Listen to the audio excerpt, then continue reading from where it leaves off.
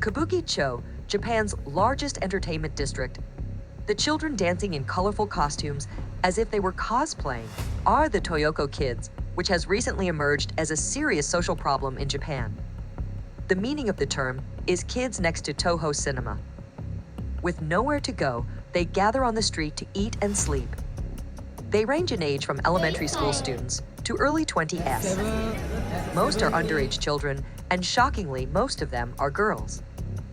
The reasons for running away from their house are different, but most of them are in unstable domestic environments and experiencing domestic violence.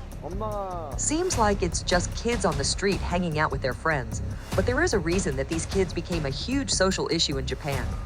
They're minors, so they're in so much danger of malicious adults' approach, such as prostitution, compensated dating, theft, drugs, and assault. In fact, many of the girls in the square make money by papakatsu, which is a form of compensated dating, which is the same thing as sugar daddies. Young girls date old men to get money and often get some luxury goods from them. They are not safe even from the volunteer staff.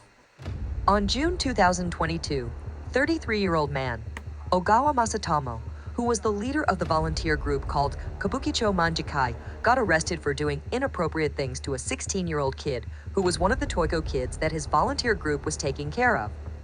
But sadly, they were not always the victims.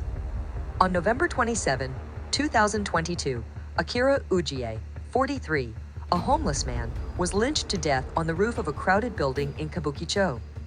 The 6 members of the group were arrested on suspicion of manslaughter. 2 were previous members of the Kabukicho Manjikai, and the other 4 were high schoolers from Toyoko kids.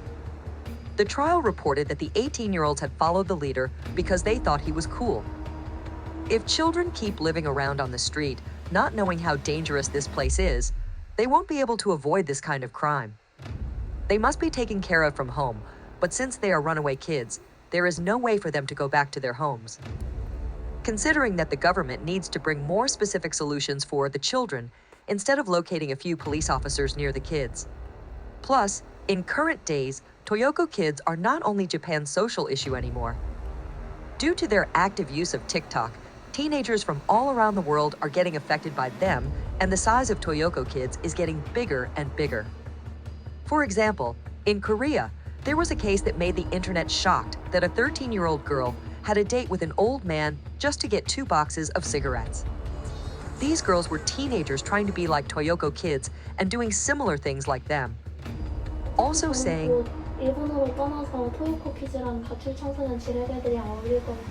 how can we save these kids? The Children and Families Agency of Japan has considered providing temporary shelters to runaway kids. However, some of the kids refuse to rely on child consultation centers or enter public temporary shelters. Instead, they choose to spend their time in downtown areas.